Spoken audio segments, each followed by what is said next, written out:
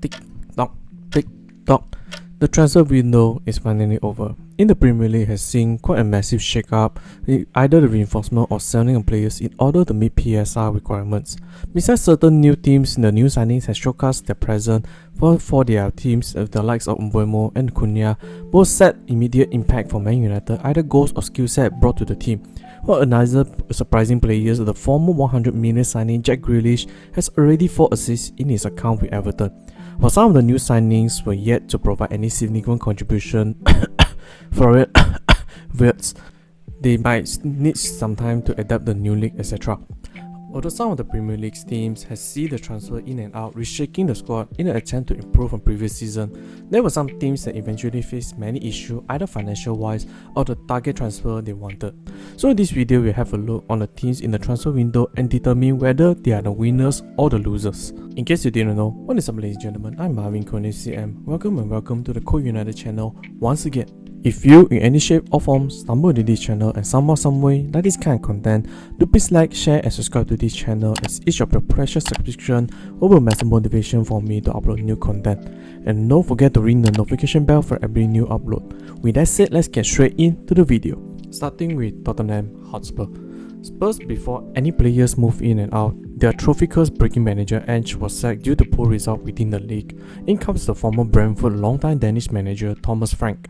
Frank is widely recognized for his achievement bringing the Beast to the consistent results since the promotion to Premier League. Besides, he was also a respected manager, coached the Brentford as a mid-table tough team to beat, known for his defensive discipline and quick counter-attacking. At the same time, also brought in some of the highly rated footballers that eventually make their move to the bigger clubs like Brian Mbeumo and Evan Toney. The appointment of Thomas Frank see to have a Spurs further solidify themselves as a tactical brilliance team, combining with amazing quick counter-attacking. Despite Frank's appointment to the team, he made immediate action to add some changes within the team, and with some of the players see their way out.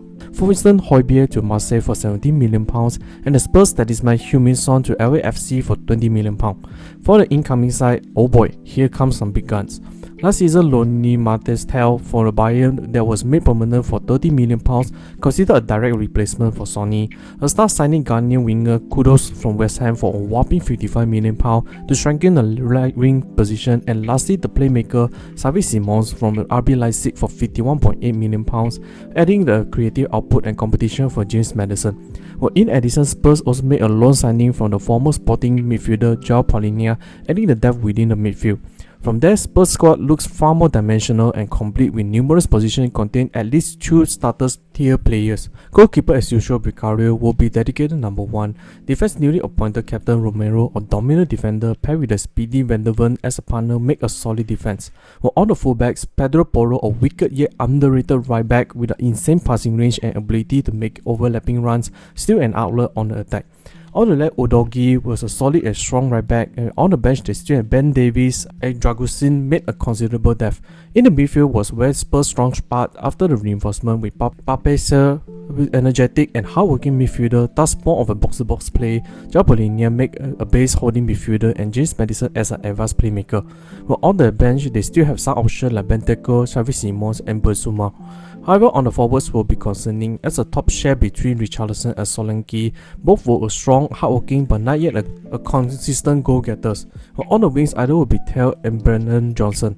But both at the meantime were more of the runners than the tactical, tricky wingers, hence a lot of creative pressure was put on the midfield. But overall, Spurs, after the reinforcements, see some of their position was quite complete. Combining Thomas Franklin's coaching can be said a team to be anticipated and a winner in this transfer window.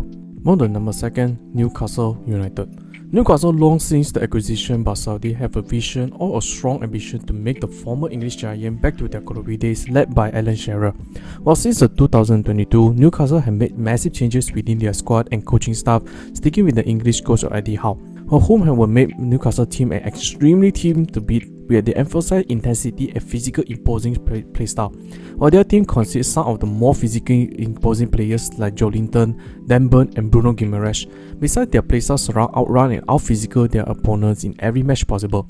However, Newcastle not just limit to all muscle but tactics.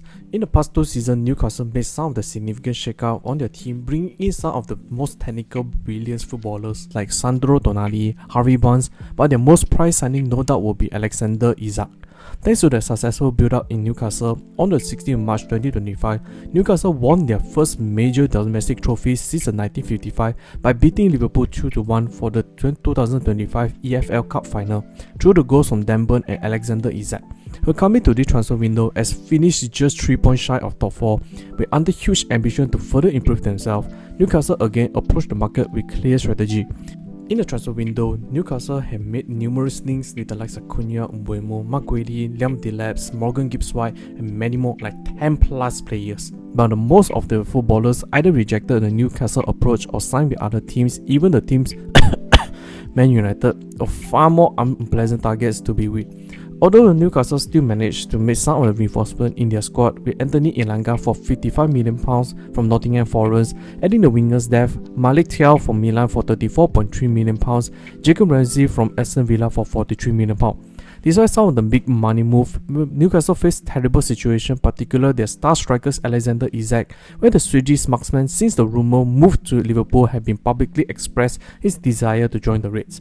But the situation is made more than ugly as Newcastle are willing to let Isak go before they sort out their striker replacement by targeting Frankfurt Hugo Ekitike.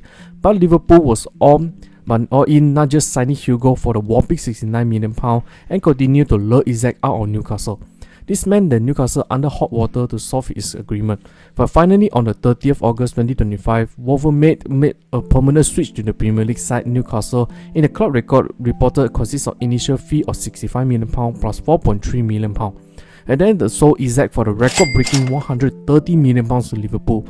Looking into Newcastle's whole squad, all their defense and midfield remain a massive strong point for but their attacks may say otherwise. Due to the fact their late transfer for Isak meant they took longer time to develop chemistry, particularly the number 9 position. This is evident in the first 3 matches. Newcastle looks very toothless up front, missing the presence of Isak. Even that Newcastle have been absolute clown for their constant missing their desired targets, hence made them extremely desperate late into the windows. Thus, the Isak situation is all that complicated. So in my books, Newcastle in this transfer window was a loss to me. Lastly, Man United. Oh boy, where do we start from here?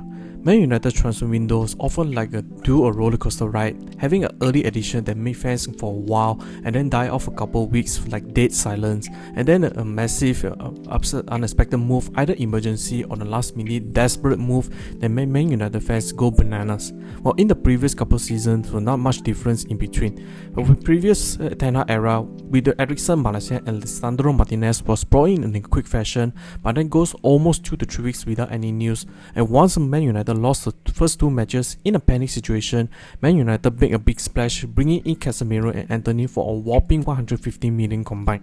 Well, in the next season, early in the transfer again, and placing with Mason Mount signed with Man United, and then go multiple weeks without any news. And then in the mid-August, both Onana and Højlund was brought into the team. And last season, Joshua Zirkzee brought into the club just before the Euro ended, and 4 days later, huge signing of Lenny Loro was brought into the club. And then Man United go radio silence for a month until the soul of Ariel Wan-Bissaka and McTominay available for Man United signed both Delete and Masraoui from Bayern Munich. And then 2 weeks later, Man Utd was brought in from PSG. Well, coming into this season, almost a very identical situation was seen despite a new manager, Ruben Amorim, in charge. Cunha was brought in Man United almost instantly after the season end, within a span of more than 1 month later, with Man United pushing for Bryan Mbeumo's signature, but the Brentford tug of war in price made Man United tough to have the deal done. Unfortunately, in the mid of July, Man United able to complete the deal with Mbeumo just before Man United have their America pre-season tour. When in the terms of events, just 2 weeks later, Man United made a blockbuster move, bringing easily the most sought-after striker of Benjamin Sesko to address Man United's poor striker position, despite having both Zirkzee and Højlund. In the new coming season, Man United was nothing but inconsistent, short of a promising start against rival Arsenal in spite of the loss, but in the next match against Fulham, all weaknesses were exposed, including a scrappy win against Burnley. While Man United need a new goalkeeper and reinforcement in the midfield as Onana was error-prone and had a blunder against Grimsby Town in the Carabao Cup was enough for Amorim to have him out of Old Trafford. Well, the league starting India will have a decent in both shot stopping and distribution, but when it comes to set pieces, he was atrocious, considered 2 out of 4 goals from set pieces. Well, in addition, Man United midfield depth had been very worrying, was desperately in need of a new faces in the squad. While Man United had already made a new signing goalkeepers like Lamens, but my point remains that Man United would still need to bring in midfielders to the squad, and Baleba was in talk, yet the asking price was the gating one. So Man United, to me, with many Premier League proven names into the clubs, the elephant in the room issue still remained and did not see much improvement. As Man United, to me, is a loser in the transfer window. That's the end of the video. What do you guys think? How would you rate your team's performance in the past transfer window? How would your team be in the coming long period of football? Comment down below so they can have a discussion. Hope you enjoyed this video. I'll see you all in the next one.